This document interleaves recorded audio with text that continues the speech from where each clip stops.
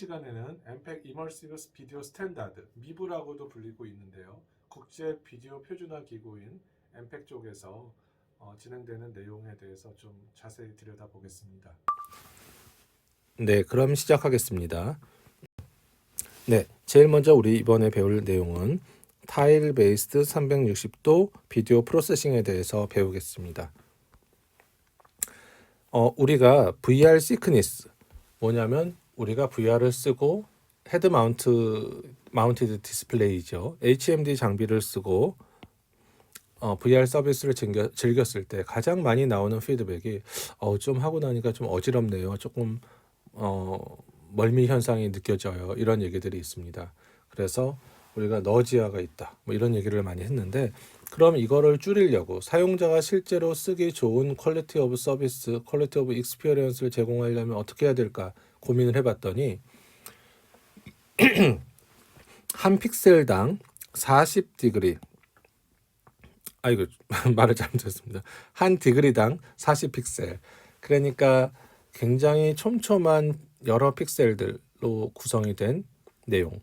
결국 다른 말로 하자면은 해상도가 굉장히 높아져야 되는데 약 12K 정도, 여기 나온 데서 나왔지만 12K 그 정도는 영상의 해상도가 돼야지 우리가 멀미를 덜 느끼고 이질감이 없다는 겁니다. 또한 90프레임 퍼 세컨드, 기존에 우리가 영상들이 보통 30프레임 퍼 세컨드로 영화를 봤다면 거의 3배에 육박해야 전체적으로 우리가 그 멀미를 덜 느낀 부드러운 영상을 본다 이겁니다. 그렇지 않으면 뇌가 어색하게 느끼는 거죠. 우리의 뇌는 이게 진짜라고 믿고 자연스러워야지 멀미를 덜 느낍니다. 그렇기 때문에 이렇게 초고해상도를 제공하고, 지금 여러분들 뭐 12K는 잘 못 들어보셨죠. 주로 8K, 4K는 들어봤어도, 근데 12K 이상을 제공하고 90프레임 퍼 세컨드, 즉 3배 이상의 프레임 레이트를 제공하고, 그 얘기는 대역폭과 이런 네트워크 대역폭도 많이 먹을 뿐더러 코딩하는 프로세싱도 어마어마하게 복잡해지고 사이즈가 커지는 내용입니다. 그러다 보면은 저희가 값싸게 산 이 HMD 장비를 가지고 이것을 서비스 받기가 쉽지 않은 겁니다. HMD가 하나가 워크스테이션급 가격이라면 아무도 쓰지 않겠죠. 그래서 어떻게 할 방법이 있을까 생각을 하다가 나온 것이 바로 이겁니다. 아까 앞에 말씀드린 타일 기반의 우리가 뷰포트 영역만 뽑아서 보는 겁니다. 뷰포트. 우리가 다른 말로는 뭐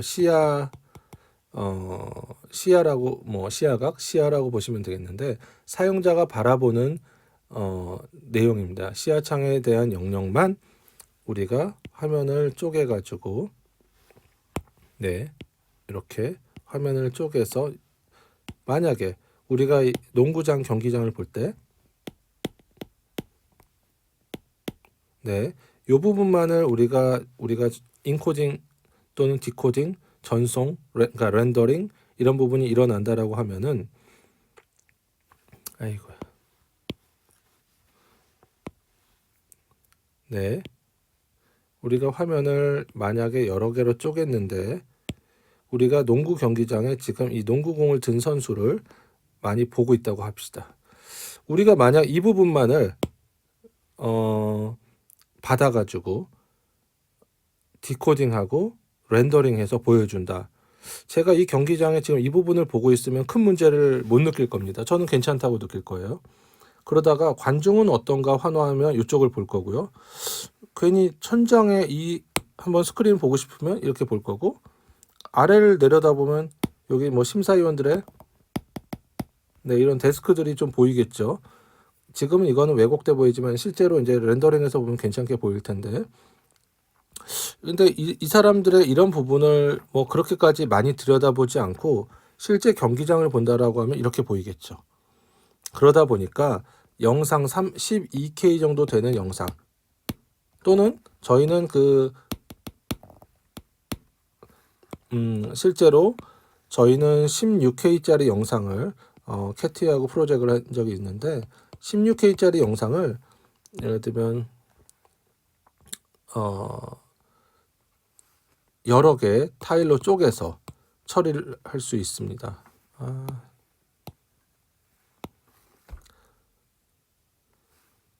네, 여기 12K짜리 영상을 예를 들어서 가로로 3개, 세로로 3개로 쪼갠다고 하면은 각각은 4K, 4K, 4K입니다. 4K짜리 3개를 통해서 12K를 서비스, 이 가로로요. 물론 세로로도 3개니까 총 9개의 타일이 만들어질 것이고요. 9개짜리 4K를 통해서 우리가 12K 영상을 서비스한다라고 하면은 물론 그 처리 양은 방대하겠지만 실제로 우리가 그 중에 하나 정도를 받아서 보고 있다라고 하면 기존의 4K 영상 처리 기술들, TV들로도 충분히 느낄 수 있는 몰입감이라고 생각하시면 됩니다. 따라서 영상을 이렇게 잘게 쪼개서 우리가 바라보는 영역만 전송을 하자, 또는 바라보는 영역만 렌더링해서 보여주자, 이런 기법들이 생겨나기 시작했고, 이 자체를 뷰포트 베이스드, 그 다음 표현은 많이 쓸 수 있습니다. VR 서비스라고 해도 되고, 이머시브 비디오라고 해도 되고요. 그러니까 뷰포트 기반의 뭔가 영상 처리를 하겠다는 것이죠. 이런 내용이 나올 수 있습니다. 만약 제가 바라본 영이 이런 데면 어떨까요? 지금 이쪽을 바라보면 그럼 여기도 보내고 여기도 보내고 여기도 보내고 여기도 보내야 되니까 실제로는 한 이만큼을 보내야 되죠. 그러면은 그렇게 안 보내려면 어떻게 해야 될까요? 좀 더 잘게 쪼개면 되겠죠. 좀 더 잘게 영상을 쪼개서 여러 타일을 만들어 놓으면 이럴 때 한 요만큼만 보내면 되니까 좀 낫겠죠. 근데 또 타일을 너무 많이 쪼개면 어떤 현상이 벌어질까요? 압축 효율이 떨어집니다. 타일의 개수가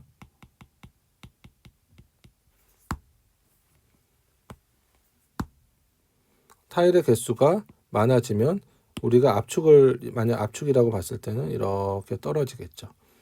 대신에 우리가 전송해서 처리해야 될 양도 역시 떨어진다는 장점이 있습니다.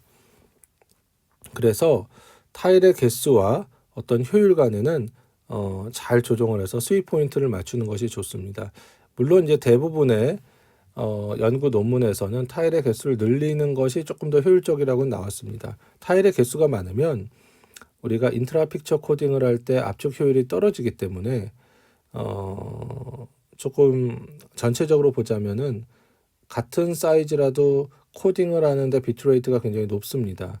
하지만 타일을 잘게 쪼개면 쓸데없이 이렇게 보내야 되는 이런 영역이 좀 줄어들기 때문에 어떤 면에서 이게 더 데이터 사이즈가 크기 때문에 타일을 좀 쪼개는 것이 낫다라는 얘기가 있습니다.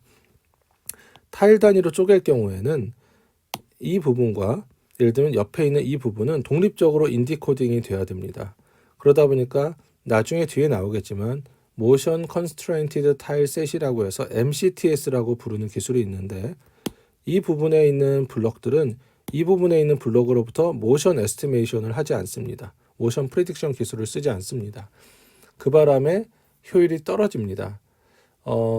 영상 코딩을 할 때 독립적으로 인코딩되는 인트라 픽처 코딩이라는 기술이 있고 화면과 화면 간의 유사도를 이용해서 압축률을 올리고 압축을 많이 하는 인터 픽처 코딩이라는 기술이 있습니다. 인터 픽처 코딩을 할 때 굉장히 효율이 떨어진다는 말씀입니다. 그래서 아까 말씀드린 이런 기술들, 이런 그래프를 생각하시고 효율이 고민을 해야 됩니다. 타일이 많아지면 보내야 될 것이 또 적어들기 때문에 효율은 이렇게 올라가겠죠. 그럼 이런 스윗 포인트를 찾아서 그 정도로 타일링을 해서 서비스를 하는 것이 맞다는 얘기입니다. 아까 말씀드린 대로 Field of View, FOV, 그러니까 사용자가 바라보는 영역을 Field of View라고 합니다. 뷰포트 영역이라고 얘기해도 되고요. 이런 Field of View는 사용자들의 서비스에 따라서 96도, 110도 이 정도를 우리가 처리를 하는데 그러다 보니까 만약에 120도로 본다라고 하면 전체 360도 영상을 한 3개로만 쪼개도 최소한의 타일링은 괜찮다는 얘기고요. 근데 그거보다는 좀 더 잘게 쪼개고 있습니다. 아까 타일이라는 기술은 새로운 패러럴라이제이션 도구로서 HVC라든지 이런 표준에 새로 포함이 되었습니다. 기존에 있는 AVC, 어떻게 보자면 H.264라고 불린 이 기술에서는 타일링 대신에 아까 말씀드린 그 슬라이스 기술과 FMO라고 플렉서블 매크로블록 오더링 같은 기술들을 써서 비슷한 효과를 냈는데 HVC에서는 아예 타일이라는 새로운 병렬 기술이 도입돼서 각각의 이런 타일들이 각각의 새로운 독립적인 트레드를 통해서 코딩되거나 처리될 수 있기 때문에 서로 간에 독립적이라는 장점을 가지는 만큼 또 대신에 압축 효율에 있어서는 조금 떨어진다는 단점도 있습니다. 네, 한번 개념적으로 지금 말씀드렸던 뷰포트의 어떻게 보자면 인디펜던트한 그러니까 뷰포트의 인디펜던트한 기술과 뷰포트의 적응적인 기술, 어떻게 보자면 뷰포트의 디펜던트한 기술, 이렇게 좀 두 가지로 나눠서 한번 설명을 드려보겠습니다. 우리가 영상을 전체를 다 보내야 된다. 360도 영상이 이렇게 큰데 12K짜리 또는 16K짜리 영상, 저희가 캐티 한국전자부품연구원이다, 요새 한국전자기술연구원이라 부르는 캐티랑 할 때는 16K짜리 영상을 인코딩해서 전송하고 렌더링 해서 보여주는 그 서비스를 한번 구현 개발을 해봤습니다. 그런데 이런 기술들을 쓸 때 전체 영상을 보내야 된다라고 하면 사이즈가 크죠. 그러니까 뷰포트에 어댑티브한 영상 처리. 그럼 내가 바라보는 부분이 이쪽을 보고 있으면 그 부분만 따가지고 이 부분만을 우리가 처리해주는 기술. 그럼으로써 전체적인 컴퓨테이셔널 컴플렉시티를 낮추고 복잡도를 낮추죠. 연산 처리량을 그래서 낮추고 또 대역폭도 낮출 수 있고요. 전송을 위한 대역폭이 낮아진 만큼 또 상대 측 클라이언트에서 받아서 디코딩하거나 렌더링할 때도 그 데이터가 줄어들었으니까 역시 복잡도가 낮아지고 라이트웨이트한 작은 단말로도 서비스가 가능해집니다. 그런 반면에 이 기술의 문제점이 있어요. 다양한 사용자들이 다양한 부분을 바라볼 때 내가 이 사용자가 어디를 바라볼 줄 알고 그 부분을 떼서 보내주느냐, 그 문제입니다. 만약에 제가 이 부분을 보고 있다가 갑자기 이쪽 부분으로 영상 보는 위치를 바꿨어요. 그러면 어떤 일이 벌어지냐면 제가 어디를 바라보는지 이 뷰포트 영역을 서버로 또는 제 그 컴퓨터 시스템으로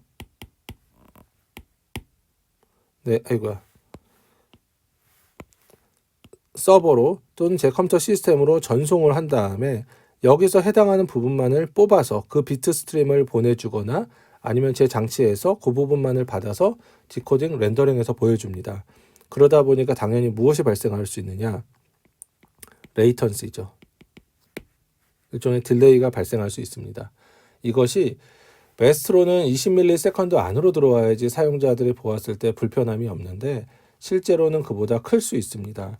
그렇기 때문에 현재로 요새 보통 기술들이 만약에 그런 식으로 서버로부터 온다든지 하면은 빨라봐야 몇십 ms 레벨인데 20보다 조금 더 큰 숫자가 많이 있습니다. 그렇기 때문에 아무래도 조금 애브노멀한 느낌을 받을 수 있죠.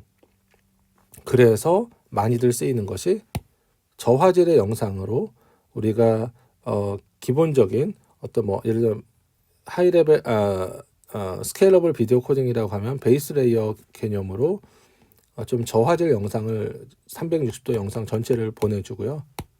제가 만약 이렇게 영상을 여기서보다 이쪽으로 뷰로 옮겼다. 그럼 여기서 그 부분을 떼서 저화질 로우 퀄러티로 먼저 보여줍니다.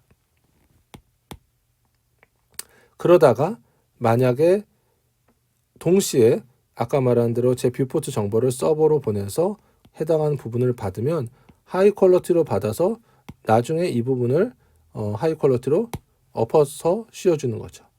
그러면은 어떻게 느끼냐면 약 한 0.5초 정도, 1초 정도는 좀 저화질이 살짝 나오다가 바로 고화질로 변환돼서 보기 때문에 상대적으로 덜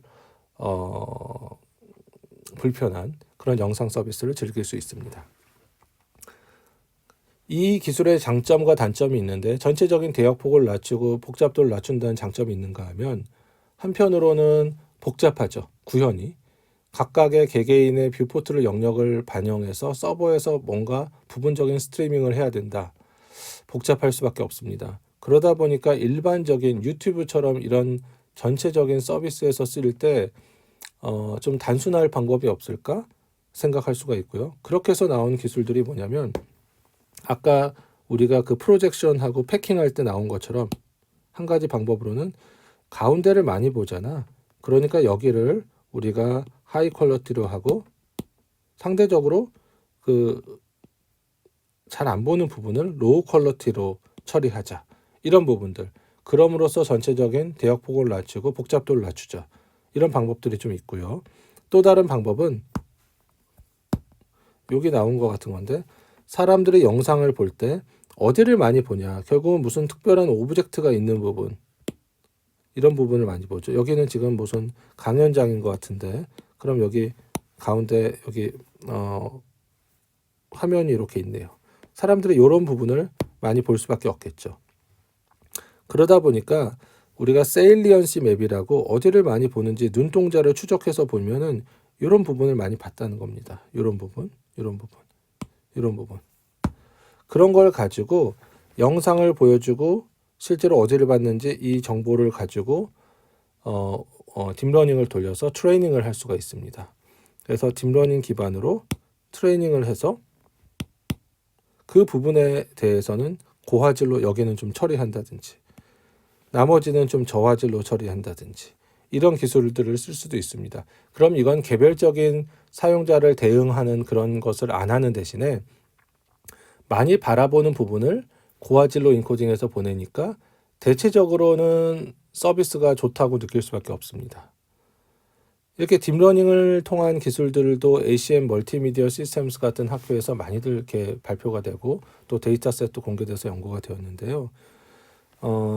또 다른 방법으로는 꼭 딥러닝을 쓰지 않더라도 전체적으로 무슨 우리가 봤을 때 오브젝트가 많이 있거나 어떤 특정한 소리를 내는 그런 부분은 아무래도 사용자들이 많이 볼 것이다. 뭐 소리를 낸다는 얘기는 어떤 악기를 연주하고 있다면 그 악기가 소리가 낼 때 그 부분을 많이 보겠죠. 그러다 보니까 그런 영상에 대한 메타데이터 정보를 가지고 그 부분의 화질을 미리 올려놓는 그런 기술들도 많이 쓰일 수 있습니다. 어쨌든 이런 식으로 미리 그런 식으로 준비를 해서 서비스를 한다라고 하면은 컨텐츠 레벨에서 서비스를 좀 더 향상된 서비스를 하니까 쉽고 편할 수는 있죠. 하지만 그렇다 하더라도 전체적인 대역폭을 낮추면서 복잡도도 낮추고 사용자는 언제든지 고화질로 느끼게 할 수 있게 하려면은 기술적으로는 어렵지만 이런 제 생각엔 뷰포트 기반의 죄송합니다. 뷰포트 인디펜던트가 아니라 뷰포트 기반의 적응적 전송을 하고 적응적 서비스를 하는 것이 좀 더 낫다고 생각합니다. 그래서 기술적으로는 이런 방향으로도 가고요. 물론 아까 말씀드린 대로 딥러닝을 써서 이거를 극복하겠다 이런 쪽도 있기는 합니다. 네, 과거에 아까 실험했던 내용을 가지고 실제로 학회에서 좀 발표를 한 적이 있는데 해보면은 약 한 이 정도, 네, 이 정도의 개인이 있었다는 것이 발표가 되었습니다. 그래서 세일리언스 맵을 이용해서 우리가 예측된 부분만 미리 고화질로 만들어서 전송하는 기술들도 있다고 알아두시면 좋겠습니다. 네, 전체적인 그러면 시스템 아키텍처가 어떻게 됐냐? 아까 전에 그 이전 시간에서 제가 설명드렸던 내용과 유사합니다. 전체적으로 우리가 영상이 스페리컬 비디오가 들어오면 프로젝션이 일어나고요. 그 다음에 패킹이 일어나죠. 리저나이즈 패킹이라고 많이 부릅니다. 그 다음에 인코딩하고 디코딩하고 이를 우리가 다시 언패킹하고 언프로젝션을 하고요.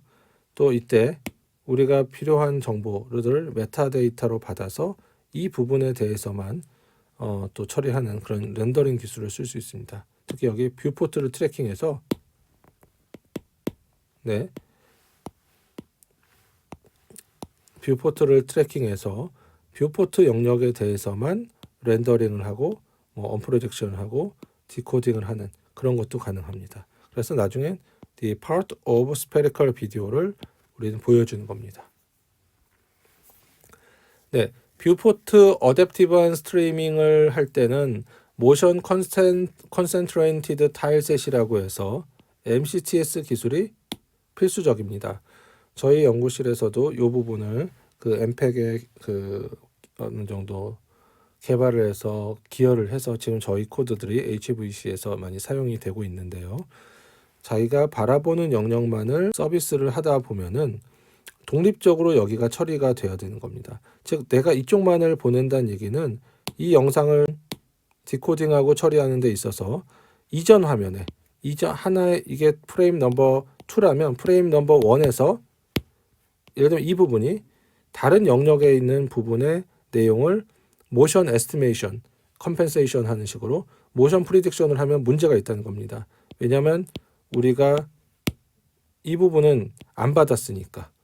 그러니까 이 부분에서 인코딩을 할 때는 반드시 독립적으로 인디코딩이 되기 위해서 모션 프리딕션을 할 때 자기 타일 영역 바깥으로는 넘어가서 프리딕션 하지 않는다라는 타일 영역을 넘어선 모션 프리딕션을 막는 그런 모션의 컨스트레인트, 제한을 둔 기법들이 사용이 되어야 됩니다. 그래서 이런 기법들을 시스템에 구현을 해서 만들었기 때문에 결국은 특정한 뷰포트만 떼서 디코딩해서 볼 수 있는 서비스가 가능하게 되겠습니다. 그래서 구현적으로 보자면 여러 가지 좀 복잡한 기술들이 많이 나와 있습니다. 네, 다음으로 타일드 스트리밍의 데모 케이스입니다. 저희가 이제 좀 구현했던 케이스인데 오리지널 비트 스트리밍이 이렇게 있을 때 우리가 만약 이 부분에 타일만을 전송한다라고 하면은 실제로 전체적으로 보면 9분의 1의 데이터로 많은 부분을 세이브할 수 있습니다. 이건 타일을 4개를 써서 렌더링해서 보여주는 예제입니다. 우리가 뷰포트가 이렇게 움직이더라도 타일의 일부만을 보냄으로써도 사실 서비스가 할 수 있다는 그런 예제를 보여드리는 것입니다. 네, 다음으로 볼륨메트릭 비디오의 엠팩 이머시브 비디오라는 우리 미브 기술을 한번 설명을 드리겠습니다. 이는 이제 우리가 3DOF를 끝내고 3DOF 플러스로 넘어가는 겁니다. 3DOF 플러스랑 6DOF는 사실 그 범위가 좀 차이가 날 뿐이지 자유도는 조금 범위가 차이가 나더라도 실제로는 같은 시스템 서비스를 시스템을 좀 생각해 보시면 될 것 같습니다.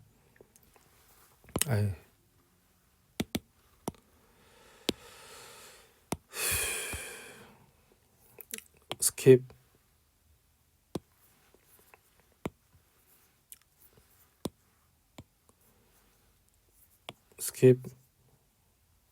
네, 이제까지 우리가 3DOF 기술에 대해서 공부를 했고요. 이제 우리는 3DOF 플러스 아까 의자에 앉아 있을 때 고개를 전후 좌우로도 좀 움직일 수 있고 위아래로도 움직일 수 있는 그런 류의 좀 자유도를 가진 제한적이지만 그래도 조금 더 3DOF보다는 나은 서비스를 갖는 3DOF 플러스에 대해서 알아보겠습니다. 물론 이거는 시스템은 거의 유사하게 6 degree of freedom으로 서비스가 확장되었습니다. 되고 있습니다.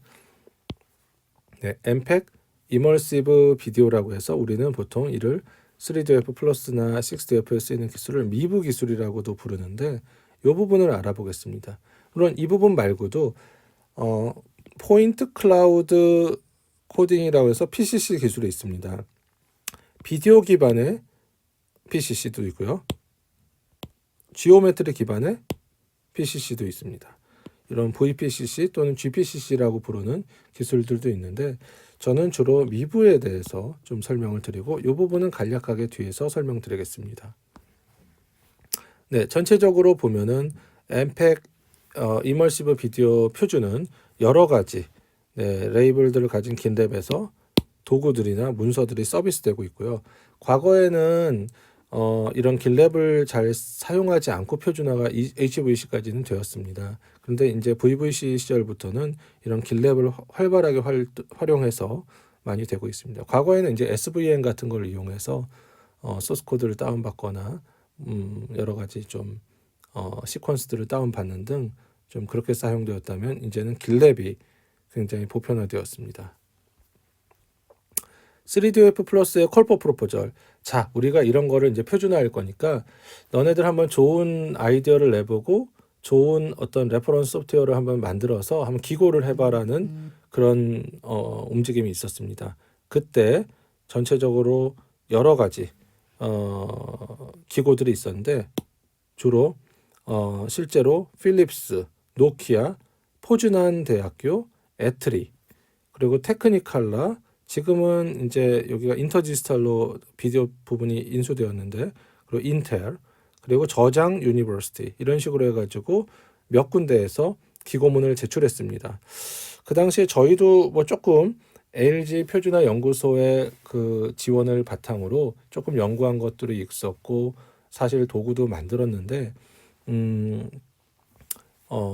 뭐 이런저런 사정에 의해서 또 부족함도 있었지만 저희는 제출을 하지는 않았습니다. 그렇지만 그 계기를 바탕으로 이후부터 미부를 좀 관심을 가지고 보게 되었고요. 여기 보시는 바와 같이 결과적으로 이 티미브라고 여기 보시는 바와 같이 결과적으로는 테스트 모델 for immersive video 해서 티미브라고 우리가 부르는 레퍼런스 소프트웨어가 만들어지게 되었습니다. 그래서 이 표준화 기고부터 시작해서 우리는 이 레퍼런스 소프트웨어를 바탕으로 3DOF 플러스 표준화를 이뤄냈습니다. 네, 개념을 간단하게 하나 말씀드리면요. 우리가 만약 뷰가 하나가 있고 두 개가 있을 때 이 영상에 해당하는 부분을 인코딩하고 디코딩하는 거 어렵지 않습니다. 그냥 하면 됩니다. 그런데 문제는 제가 자유도를 가지고 머리를 아까 말씀드린 대로 전후 좌우로 이렇게 움직일 수 있고요. 위아래로 움직일 수 있고, 그러려면은 결국 제가 움직이는 부분에서 바라본 영역이 꼭 그 부분에서 바라보는 영역의 영상을 미리 카메라를 그 위치에 설치해서 찍었을 것 같지는 않습니다. 그러다 보니까 영상을 촬영할 때는 드문드문 카메라를 배치해서 이렇게 찍었더라도 저는 실제로 시점을 이렇게 옮겨 다니면서 보고 싶은 거예요. 구글 스트리트 같은 거 생각하시면 됩니다. 여기저기로 옮겨 다니면서 저는 시점을 움직여서 보고 싶다. 그러면 어떻게 해야 되느냐? 대략 여러분도 아시겠지만은 그래픽스 기술 같은 데 보시면 두 영상을 적절하게 이용해서 벡터 연산을 잘 해주면은 저희가 예를 들면 중간 뷰를 만들어내서 이렇게 여기서 바라보면 어떻게 보일까 하는 영상을 만들어낼 수 있습니다. 그런데 이렇게 할 때는 깊이 정보가 필요합니다. 영상과 사람 눈 간의 이 거리 정보가 필요하다는 얘기입니다. 그런 바람에 우리는 뎁스 영상을 구해서 같이 처리합니다. 이 뎁스 영상은 과거에는 이제 DRS라든지 이런 기술들을, 요새는 좀 다른 기술을 쓰는데 그런 거를 갖다가 써가지고 우리가 얻었다라고 하면은 2D 영상 두 개를 가지고 만들어내는 기술이 있습니다. 그런 게 있다라고 하면 라이다 기반의 기술들이 또 많이 같이 쓰이고 있고요.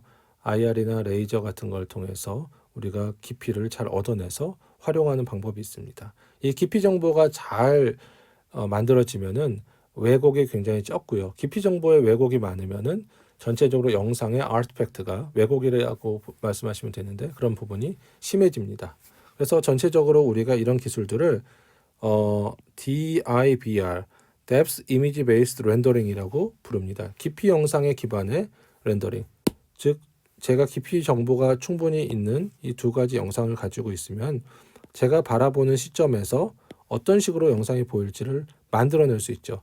그러다 보니까 다시 말씀드리면 카메라는 듬성듬성 위치에서 찍었더라도 저는 제 머리를 이렇게 저렇게 움직였을 때 어떻게 보일지에 대해서 중간 뷰를 생성할 수 있다 보니까 아까 말씀드린 3DOF 플러스와 6 Degree of Freedom 서비스가 가능해집니다. 이때 주의할 점은 주의할 점이라기보다는 알아두셔야 될 부분은 베이직 뷰, 베이직 뷰는 기본 뷰라는 것이고요. 패치들로 이루어진 에디셔널 뷰라는 것이 있습니다. 각각의 정보는 베이직 뷰는 하나의 완전한 뷰 인포메이션을 가지고 있고요. 패치들은 영상의 사이드 인포메이션을 가지고 있습니다. 주로 오클루전, 일부가 겹쳐지거나 또 모션 패러독스가 있는 그런 부분들을 가지고 있는 에디셔널 패치들로 이루어진 뷰로 나눠서 처리를 하는데 그거에 대해서 뒤에서 설명드리겠습니다.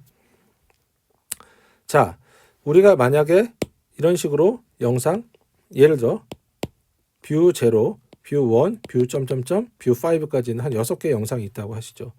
그러면 우리가 아까 말한 티미브 레퍼런스 소프트웨어로 인코딩을 할 때는 영상 중에서 굉장히 대표적인 부분을 가진 영상을 예를 들어 한 2개를 뽑습니다. 이거는 이제 그 알고리즘에 따라 다릅니다.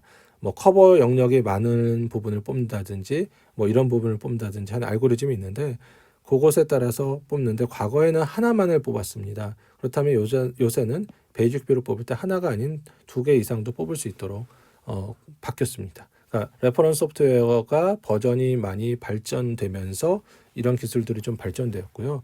과거에는 네, 그렇게 했고요. 과거에는 베이직 뷰라는 이름보다는 센트럴 뷰라는 이름을 처음에 썼는데 꼭 센트럴이 아닐 수도 있습니다. 꼭 가운데서 보지 않고 저쪽 위에서 구석이지만 더 많은 영역을 커버하는 영상이 포함될 수도 있기 때문에 지금은 베이직 뷰라는 이름을 사용하고 있습니다. 베이스 레이어 같은 거랑은 조금 개념이 다릅니다.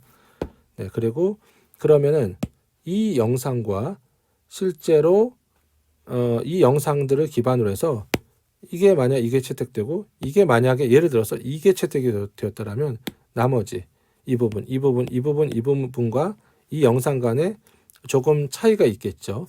예를 들어서 우리가 여기서도 지금 보시면은 조금 차이가 있는데 각도를 바꿔가면서 보다 보면 이런 엣지 부분이나 이런 부분에 없던 내용이 좀 있을 수 있으니까 그런 부분을 패치로 쪼개서요. 영상을 따서 메타데이터 XY 좌표가 어디에 있었고 이 박스의 가로 세로 크기는 얼마고 하는 메타데이터와 함께 그런 패치들을 만들어서 저장을 합니다. 그것을 에디셔널 뷰라고 합니다. 그래서 크고 작은 패치들이 이렇게 모여가지고 영상을 저장하는데 메타데이터와 함께 이런 영상을 저장을 합니다. 네, 메타데이터와 함께 이런 영상을 저장을 합니다. 그래서 그런 것들을 합쳐서 이제 저희는 베이직 뷰와 에디셔널 뷰로 나눠서 2D 영상을 만들고 이를 기존의 HEVC라든지 VVC 같은 코딩 기술을 이용해서 압축을 하게 되겠습니다.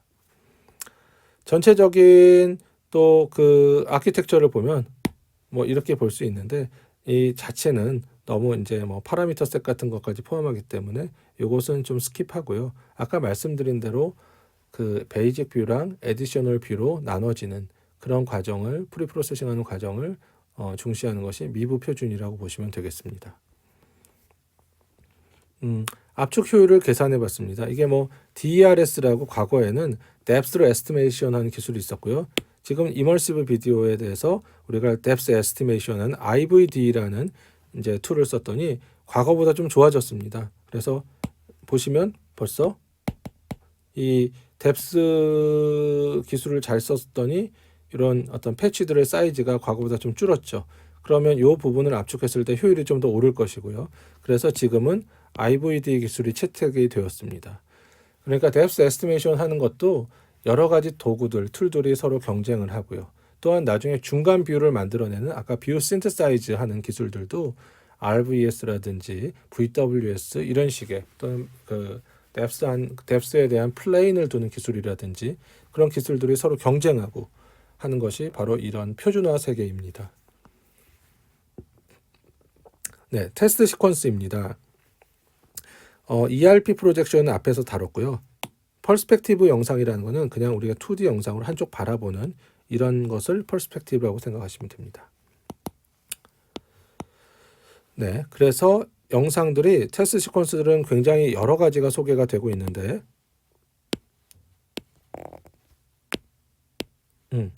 네, 소개가 되고 있는데 여기서 주의하실 점은 눈여겨보실 점은 4K짜리 영상, 2K짜리 영상들이 여러 개가 쓰이는데 몇 개가 쓰였냐? 넘버 오브 뷰를 보시면 놀랍니다. 15개, 24개 이렇게 계속 굉장히 많은 숫자가 쓰였죠. 그러다 보니까 이 전체적인 영상의 개수가 만약 4K짜리가 15개라고 하면 여러분들 기존에 와 이제 우리 집에 UHD TV를 샀어. 4K가 나온대. 이거는 굉장히 고화질 처리고 그래서 아주 좋은 서비스야라고 만족한 지가 얼마 되지 않았는데 이제 VR 중에서도 6 Degree of Freedom 서비스나 3DOF 플러스를 쓰려면 15개, 24개가 쓰여야 돼라는 시대가 돼버린 거예요. 어마어마하게 많이 늘었습니다. 네, 개수가 요게 끝이 아닙니다. 우리가 2D 텍스처가 있고요. 지오메트리가 있습니다. 즉 뎁스 영상이 있어요. 그래서 실제로는 이 개수 곱하기 2개만큼의 영상을 우리가 압축하고 처리해야 됩니다. 어마어마해졌죠. 그렇기 때문에 계속 우리 이쪽 비디오 분야 요새는 뭐 메타버스란 그런 어떤 좀 버즈워드를 써서 또 포장되기도 하는데 그런 부분에 있어서는 계속 어떤 허들이 다가오고요. 그 허들이 다가올 때 기존보다 한 20% 정도, 15% 정도 향상을 해보자가 아니라 기존보다 수십 배를 향상을 해야지만 되는 그런 허들들이 계속 다가오고 있습니다. 그래서 어떻게 보자면 연구하는 재미가 있고 공부하는 재미가 있습니다. 네, 이 많은 영상을 다 처리한다. 굉장히 아주 어렵겠죠. 그래서 그런 것들을 어떤 식으로 잘 처리하느냐가 아까 말씀드린 대로 미부의 기술이고요. 복잡도를 낮추고 그런 부분들이 앞으로 계속 나오겠습니다. 네, 커먼 테스트 컨디션에는 우리가 두 가지 스타일의 컨텐츠가 있습니다.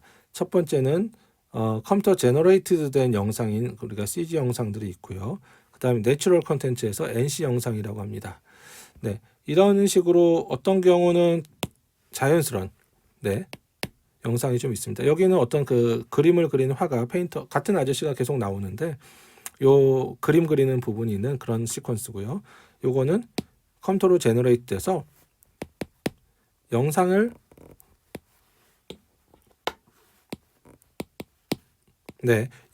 처리하는 데 필요한 여러 가지 그런 해결해야 될 문제들을 담고 있는 컨텐츠입니다. 여기 망사로 된 어떤 이런 등 가시 있죠. 그리고 여기 의자를 보세요. 의자가 이 살이 이렇게 있으니까 뒤에 있는 벽돌이 보이죠. 그러니 어떻게 보자면은 처리하기가 난해하죠. 깊이 영상을 얻는다. 뎁스를 얻을 때 촘촘하게 얻어야 되는 문제가 있고요. 특히 이 팬이 아주 어렵습니다. 여기 망사가 역시 있거든요. 망이 있기 때문에 망사가 아니라 망이 있기 때문에 이게 사실 뎁스를 가지면서도 동시에 뒤가 보이는 그런 처리하기 어려운 부분이 있고요. 그림자 같은 부분이 있고요. 또 여기에 텍스처 같은 텍스트가 있어서 처리할 때도 이슈가 있습니다. 그리고 요 앞에 이렇게 끈을 달아서 이런 걸 매달아 놨으니까 중간중간에 이 부분이 과연 이 그림에 포함된 거냐 아니면 여기 앞에 달려있는 거냐 그런 어떤 뎁스를 처리해야지 해결할 수 있는 문제도 있고요. 창문 바깥으로 또 이런 부분이 보입니다. 그러면 이건 거리가 어마어마하게 이제 먼 거리인데 수십 미터가 되는 거리인데 이걸 어떻게 처리하느냐 그런 부분들을 포함하고 있어서 굉장히 허들이 많은 시퀀스에 해당하겠습니다. 네, 이런 시퀀스들을 놓고 누가 더 잘 인코딩하고 효율적으로 디코딩하고 할 수 있는지를 다루고 그것에 대해서 좋은 도구들이 채택되는 것이 바로 이 미브 쪽 표준의 기본이 되겠습니다. 비디오 카메라에 대해서는 예를 들어서 이것은 우리가 클래스룸 비디오라는 시퀀스인데 15개의 그 카메라들이 사용이 되고 있고요. 그때 여기 위치가 카메라 0, 뭐 카메라 1, 카메라 2, 3, 4, 5, 6 이런 식으로 여러 가지 카메라 배치를 보여주는 겁니다. 카메라 8번과 7번은 위와 아래에 있습니다. 나머지는 이렇게 3차원 공간상에서 이렇게 원형을 이루고 배치를 해서 이렇게 카메라를 이제 만든 다음에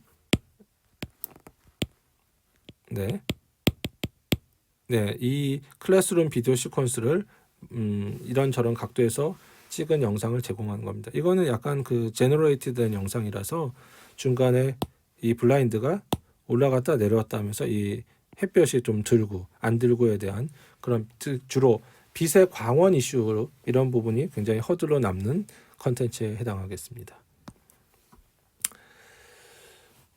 테스트 모델 for immersive video, 즉 티미브 도구들은 기존의 원이 이때 2019년 3월에 소개되었을 이후로 계속 표준화가 이루어지면서 발전이 되고 있고요. 2021년 1월에 티미브 8이 나왔습니다. 이제 이런 이후로도 계속 좀 버전업이 되고 있고요. 이제 미브 2에 해당하는 부분이 6 degree of freedom을 서비스를 위해서 표준화가 되면서 그 부분도 계속 이제 앞으로 발전이 해 나갈 예정입니다. 2019년 저도 이때 1월에 그리고 12월에 굉장히 바쁘게 이런 도구들을 만들고 했던 기억이 나는데, 사실 보시면 불과 2년 만입니다. 2년 만에 이런 새로운 서비스들이 표준화가 되고, 또 이런 것들이 지금은 아직까지 여러분들이 사용하신 분은 별로 없으실 겁니다. 아직 이제 표준화가 완료가 하나가 됐으니까. 하지만 앞으로 시간이 조금 지나고 나면은 주변에서 이런 서비스들을 한 번씩 경험해 보실 일이 이제 생기지 않을까 생각합니다. 물론 미브 표준 외에도 VPCC를 이용해서 서비스가 되는 것이 구글 등의 이제 서비스가 있어서 조금 더 빠르고 보편적일 수는 있습니다. 하지만 여러 가지 이 볼륨메트릭 비디오를 처리하는 데 있어서도 기법들이 서로들 경쟁하고요. 논의가 많이 될 것으로 예상하고 있습니다. 네, 전체적인 시스템 아키텍처를 통해서 이 베이직 뷰와 에디셔널 뷰가 만들어진다는 얘기인데, 아까 앞에서 말씀드린 여기 센트럴 뷰라고, 지금 제가 아직 여기 슬라이드를 못 바꿨는데 사실상 베이직 뷰입니다. 베이직 뷰를 만들어내고요. 그 다음에 프루닝을 하고 패킹을 해서 기존의 HEVC라든지 VVC 도구를 이용해서 2D 텍스처와 뎁스를 인코딩 이렇게 해서 팩한 영상을 네트워크를 통해서 보내고, 그런 걸 가지고 다시 베이직 뷰를 디코딩하고 나머지 에디셔널 뷰 디코딩해서 언패킹을 해주고 리컨스트럭트를 해서 그 영역을 보여준다. 이런 것들이 우리의 3DOF 플러스의 기본적인 아키텍처가 되겠습니다. 모드는 두 가지가 있습니다. 미브 모드와 미브 뷰 모드라고 있는데, 한국에서는 방송미디어공학회 강재원 교수님 쪽에서 쓴 논문이 잘 이 부분을 설명하고 있습니다. 그 논문에도 잘 나와 있고 여러 가지 뭐 표준 문서에도 잘 나와 있지만, 미브 모드는 방금 전에 말씀드린 대로 베이직 뷰랑 에디셔널 뷰를 사용하는 것이고요. 미브 뷰 모드, 이 뷰 모드는 그런 거 안 하고 그냥 2D 영상들로 받아들인 영상을 그냥 다 이렇게 머징해서 이렇게 만들어 놓고, 이 2D 영상과 뎁스 영상을 그냥 전체적으로 인코딩하고 디코딩하는 기술을 미브 뷰 모드라고 합니다. 통상적으로 보면 이렇게 하면은 문제가 많아 보이는데요. 아까 전에 이렇게 하는 게 좋다면서요 라고 얘기할 수도 있는데, 이 경우는 복잡도가 굉장히 높죠. 그런 부분이 좀 있고요. 또 어쩔 때는 의외로 이게 압축 효율이 좋을 때도 있습니다. 그런데 시간이 가면 갈수록 이 도구도 좋아지기 때문에 티무브가 좋아지면서 이 미브 모드가 굉장히 효율이 올라가는 면이 있습니다. 과거에는 미브 모드가 그렇게 효율이 좋지는 않았는데요. 네, 점점 좋아지고 있고요. 미브 모드의 장점이 무엇일까요? 우리가 어떤 어드밴티지를 가질까요? 보시면 방금처럼 베이직 뷰랑 에디셔널 뷰를 가지게 되면은 영상 자체를 하나의 베이직 뷰, 그 다음에 이런 패치들이 모여있는 에디셔널 뷰로 만듦으로써 전체적인 그 인코더나 디코더의 개수가 줄어듭니다. 영상을 몇 개 안에다가 소위 말해 다른 영상들과의 차분값들을 다 때려 박아서 그거들만 인코딩 디코딩을 하니까 처리를 해야 될 영상이 15개, 거기다 뎁스까지 해서 30개가 아니라 개수가 많이 줄어듭니다. 그러다 보니까 클라이언트 단에서 제가 처리할 수 있는 컴퓨터에 예를 들어 트레드를 한 5개, 보통은 이제 5개라는 표현보다는 뭐 8개, 막 4개 이렇게 돌리죠. 멀티 트레딩을 하고 멀티 프로세싱을 할 수 있는 코어가 한 뭐 4개, 8개가 있다고 가정을 했을 때 걔네들에서 병렬 처리를 하고 실시간으로 처리할 가능성이 더 많다는 겁니다. 비록 복잡도가 높더라 하더라도 말입니다. 디코더 개수가 굉장히 중요합니다. 실제 우리가 서비스할 때는. 그래서 미브 모드가 복잡하지만 또 많이 얘기가 되고 있는 것이 사실입니다. 네, 렌더링 프로세스들이 나오는데 아까 말씀드린 대로 중간에 이런 여러 뷰를 가지고 합쳐가지고 우리가 중간 뷰를 만들어내는 것이 우리가 결국 목표고요. 이런 팀위브 소프트웨어에 대해서 렌더로는 레퍼런스 뷰 신테사이저 RVS라는 게 과거의 표준으로 채택돼서 많이 쓰였습니다. 안정적이고 이미 검증이 되었습니다. 그런데 아티팩트가 많아요. 아티팩트가 많다는 얘기는 좀 많이 이렇게 화면에 그런 어떤 좀 오류가 많이 보인다는 얘기입니다. 그래서 애틀이나 이런 데서 개발한 VWS, 우리나라의 이제 한국전자통신연구원이죠. 애틀에서 개발한 뷰 웨이팅 신테사이저가 나중에 이제 도리어 채택이 됐는데 퀄리티가 높습니다. 그렇지만 물론 당연히 그렇겠지만 복잡도는 좀 높습니다. 보통 기술이 좋아지면은 복잡도가 올라가고 대신에 화질이 올라가고 이런 식입니다. 그럼에도 불구하고 그런 기술들이 채택될 수 있는 이유는 점점 날이 가면 갈수록 컴퓨터는 빨라지고 그러다 보니까 이제는 좀 복잡해서 과거에 채택하기 어려운 기술들도 채택해서 한번 써서 화질만 좋아진다면 좋다 이런 부분이 있습니다. 그래서 뷰 웨이트 신세사이저는 중요한 뷰 부분을 처리하는데 거기다 웨이트, 그러니까 프라이어리티를 높여서 가중치를 뒀다는 내용입니다. 그래서 실제로 퀄리티가 올라간다는 그런 부분이 있고요. 멀티플레인 이미지 프로세싱 하는 방식은 영상을 처리할 때 마치 이렇게 각 레이어별로 레이어를 두고 여기에 사람이 있고 여기에 집이 있고 여기에 산이 있고 이런 식으로 해서 여기서 우리가 쭉 바라보면은 깊이가 있는 것처럼 느껴지겠죠.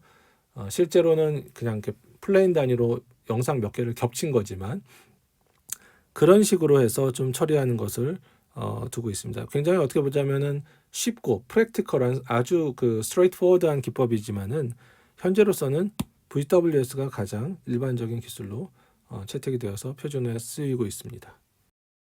네, 그리고 이것은 이제 synthesized 된 intermediate view, 중간 뷰인데 중간중간에 보시면 이런 데 약간 그 아티팩트가 일어나는 거 보실 수 있습니다. 그러시죠? 요 플로그, 개구리가 움직일 때 좀 나타납니다. 주로 그런 것들은 이제 뎁스나 이런 것들의 정확도 때문에 그러는데 여기 보시면 사람 손 주위로 좀 왜곡이 일어나는 것도 볼 수 있습니다. 지금 보시면 그렇죠? 그런 부분들, 이런데 약간의 왜곡이 있죠. 물체가 움직일 때 생기는 왜곡들, 네, 그런 부분들을 좀 보시면 되고요. 이런 것들을 이제 사실 이렇게 사람 지금 전체적으로 카메라가 살짝 움직이고 있죠. 중간 뷰를 생성해내는 겁니다. 이런 것들이 그런 신테사이즈된 뷰를 만들어내는 기술들이고요. 우리가 이게 자연스럽게 잘 되면 3DF 플러스가 생각보다 되게 재미있는 서비스가 될 것으로 예상하고 있습니다.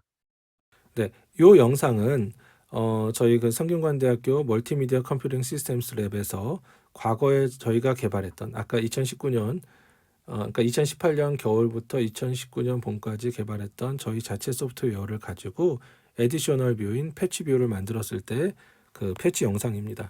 굉장히 이건 클래스룸 비디오였는데 주로 이런 부분이 많은 거는 그 책상의 엣지 같은 것 부분 이런 데서 카메라 여기서 바라볼 때는 없던 게 여기서 바라볼 때는 예를 들면 뷰가 이런 게 나오니까 그런 부분을 잘라가지고 패치드로 만들어놨던 그런 겁니다. 그래서 또 소트를 해서 작은 것부터 시작해서 큰 것까지 소트를 해서 영상을 담고 인트라 단위로 처리하고 이런 것들을 해가지고 결국은 8K짜리 영상 안에 15개의 영상에 모든 패치들을 집어넣었었던 기억이 있습니다. 그래서 이제 그걸 저희는 연구실 내에 사실 액자로 만들어서 하나 이렇게 걸어놨는데 물론 그 팀위브 레퍼런스 소프트웨어가 굉장히 효율이 좋고 그러지만 저희도 그 당시에는 나름 이런 노력을 해서 아주 의미가 있었던 기억이 있어서 한번 슬라이드에 같이 집어넣었습니다. 네, 아까 말씀드린 PCC 기술들, 포인트 클라우드 기술인데 우리가 공간 안에 있는 모든 복셀이라고 하죠. 그 점을 데이터를 다 가지고 있다라고 하면 어느 각도로 바라보더라도 우리는 영상을 제너레이트해서 만들어낼 수 있을 겁니다. 여러분 뭐 와우 같은 게임을 해보시거나 했으면은 우리가 그 소위 히어로가 용을 잡을 때 각도를 바꾸면서 그 뒤에 가서 구경도 하고 하기 때문에 그런 게임을 해보신 분들은 그거 게임에선 이미 이렇게 움직여 다니면서 시야 바꾸는 거 되지 않아요? 라고 할 겁니다. 됩니다. 되고 합니다만은 이런 것들을 이제 영상으로서 우리가 실제로 찍어서 여러 카메라 인풋으로부터 받아들인 영상을 처리하다 보니까 그런 포인트를 클라우드로 얻는 것도 사실 어렵습니다. 어떻게 할까에 대한 노력들이 많고요. GPCC 기술도 있고 VPCC도 있습니다. 한 가지 예로 우리가 이렇게 이 사람이 있다라고 하면요. 이 무희인데 춤을 추는 분인데 이런 앞에서 보는 거, 옆에서 보는 거, 이 육면체에다 놓고 위에서 보는 거 이런 식으로 해서 따가지고 네 이렇게 어느 각도에서 보냐에 따서 이렇게 그 부분을 영상을 만들어 놓으면은 이걸 갖고 우리가 소위 네 2D 영상으로 만들었으니까 기존의 인코딩 기술로 인코딩을 하고 디코딩을 하면 다시 이걸 이렇게 만들어낼 수 있죠. 그럼 이런 오브젝트 단위에서 처리할 때는 VPCC가 굉장히 좋습니다. 그래서 VPCC 기술을 이용해서 어떤 아바타 같은 영상을 만들어 놓고 그것들이 예를 들어 화면상에 추가가 돼서 뭐 서비스가 된다든지 하는 것이 가능합니다. 하나의 예로는 화상 회의를 한다든지 하는 것들 보면 영화에 보면 그런 거 나오죠. 이렇게 여러 사람들이 리모트에 있으나 같은 공간에서 모여서 회의를 하는 그런 거 할 때도 이런 기술들이 쓰일 수 있을 것 같고요. 네, 또 AR 기술에서는 어떤 오브젝트가 내 눈앞에 펼쳐져서 실사 위에 애드돼서 오버레이돼서 뭔가 설명한다든지 하는 그런 거 처리할 때도 굉장히 좋습니다. 그래서 프라운호프 HHI라든지 이런 데서는 VPCC 기술을 이용해서 실제로 오브젝트를 만들고 그것들 가지고 서비스하는 기술들이 많이 연구되고 있고요. 한국에서도 캐티 같은 데서는 이런 걸 이용해서 아바타를 어떻게 좀 만들어내고 그것들을 처리하는 것을 실시간화하는 그런 연구에 대해서 계획하고 노력 중에 있습니다. 네, 전체적인 뭐 시스템이면서 아까 말한 그 내용들이 V3C, 비주얼 볼륨메트릭 비디오, V가 3개죠. 베이스드 코딩에서 V3C라는 이름으로 이런 여러 가지 포맷 같은 것들이 정의가 되고 있는 것도 있습니다. 네, 오늘의 결론입니다. 네, requirements for reducing VR sickness. 처음에 VR sickness를 줄이려고 하다 보니까 굉장히 용량이 큰 12K 이상의 영상이 필요했습니다. 어떻게 보자면 핵심이죠. 그러다 보니까 영상을 타일로 쪼개서 부분적으로 사용자가 바라보는 뷰포트 영역만 적응적으로 보내는 부분을 연구를 했고요. 하지만 또 그것들이 복잡하니까 뷰포트 인디펜던트한 방식, 세일리언스 맵을 만들든 아니면 바라보기 쉬운 가운데 부분만을 화질을 올리는 것들이 기법들이 좀 나왔습니다. 그리고 그런 것들에 맞춰서 이제 뷰포트한 어댑티브한 그런 스트리밍을 하려면은 360 영상을 어떻게 처리해서 스트리밍 하느냐에 대해 설명을 드렸습니다. 그 과정에서 우리가 영상을 타일로 쪼개서 처리하다 보니까 MCTS라고 모션의 제한적인 타일셋 기술들을 설명드리고 그 타일 기반의 스트리밍을 말씀드렸습니다. 그리고 3DF 플러스로 오면서 이제 미브 표준, MPEG Immersive 비디오의 약자가 미브인데 이 표준이 표준화해서 어떻게 되고 있는지 설명드리고 그 커먼 테스트 컨디션, 테스트 시퀀스들을 말씀드렸습니다.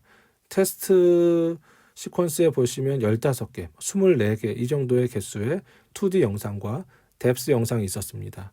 그리고 이것을 처리하기 위한 미브 모드와 미브 뷰 모드 이런 부분을 설명드렸고 미브 모드에서는 베이스 뷰라든지 베이직 뷰라든지 또 에디셔널 뷰로 나눠서 그런 패치들을 모아서 처리한다. 네, 그런 부분을 이번 시간에 설명드렸습니다. 네, 오늘 이번 강의는 여기까지고요. 저에게 궁금한 점은 아래 주소로 이메일을 주시면 성심성의껏 대답할 수 있도록 노력하겠습니다. 수고 많으셨습니다. 감사합니다.